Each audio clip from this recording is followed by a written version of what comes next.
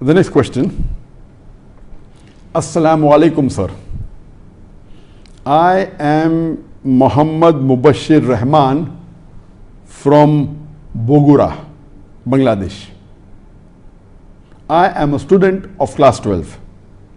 One of my friends is going to be an atheist gradually. He shares all his Islamic confusions with me. I try my best to answer him by watching your videos and some other sources. Recently, his question is, the men are attracted by the women, so there is a bad look of men on women. As a result, both of them do a sin.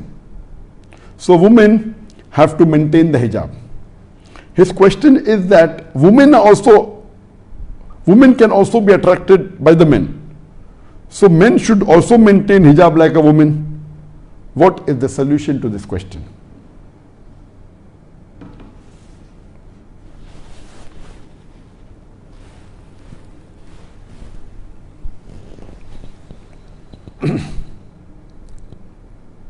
Brother Muhammad Mubashir has asked a question posed by his friend who he claims that he has high chances of becoming an atheist. And the question posed is that men are attracted to women, and by the evil look of the men, the women and men are attracted, and they commit sin. They may be doing zina, fornication, adultery. But even women are attracted to men. So like how women do hijab, should not men also do hijab? And I agree with him totally. In Islam, hijab is there for both men and women. Most of the aspects of hijab are the same for men and women. In some aspects they differ. And in the Quran, Allah subhanahu wa ta'ala first speaks about the hijab for the men and then for the women. Allah says in the Quran in Surah Nur chapter number 24 verse number 30, say to the believing man that he should lower his gaze and guard his modesty. And display not, he should lower his gaze and guard his modesty. So once there was a young boy who was looking at a girl, staring at a girl for a long time. So I told him, brother, what are you doing? It's not allowed in Islam. He told me that a prophet said that the first glance is forgiven, the second is prohibited. I have not completed half my glance yet. What did the prophet mean by saying the first glance is forgiven and the second is prohibited? That does not mean you can stare at a woman for 10 minutes without blinking and say that I have not completed my glance.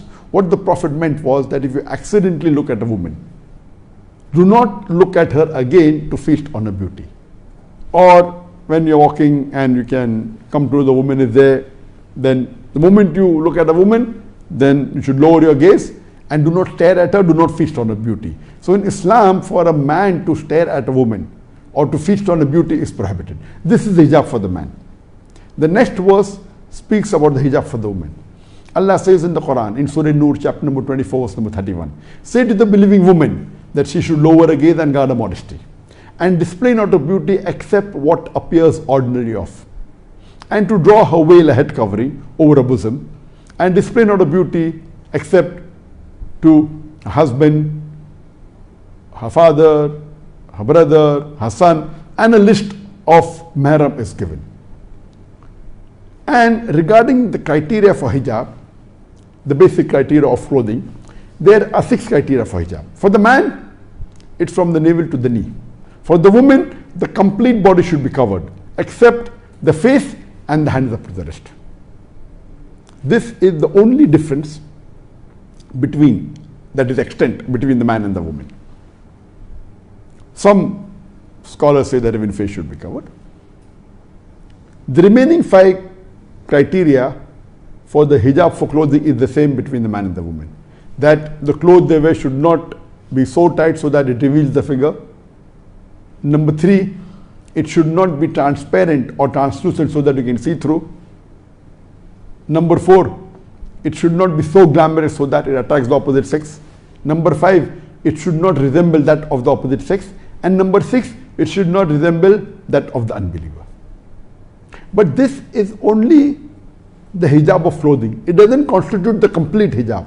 The total hijab, besides the hijab of the clothing, includes the hijab of the way a person talks, the way a person walks, the way a person thinks, the way a person looks, all this is included. It is not only the clothing. Clothing is one aspect of hijab.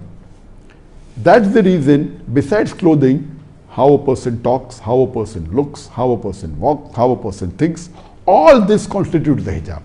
So I agree with the question posed by the friend of the questioner that shouldn't the men do hijab? Of course they should do.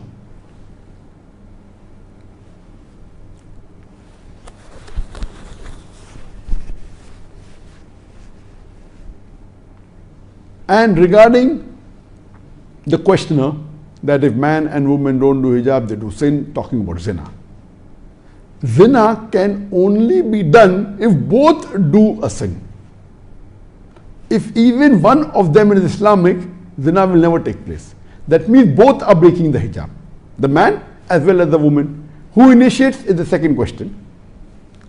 So the hijab is the same as far for the men and women are concerned, that they should lower their gaze, they should be careful while talking, while thinking, etc. The only difference is in the extent of the clothing, that's it. And the reason is because the men get more attracted by looking at the woman as compared to women getting attracted by looking at the men.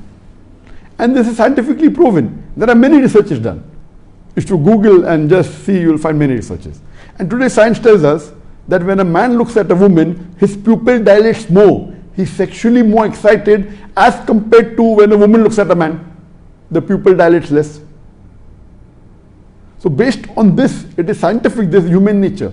That's the reason the extent of the clothing for a woman is much more as compared to the extent of the man. All the other aspects is the same. The way they talk, the way they walk, the way they think, lowering the gaze is the same, except the extent. And it's very important that both should maintain the hijab.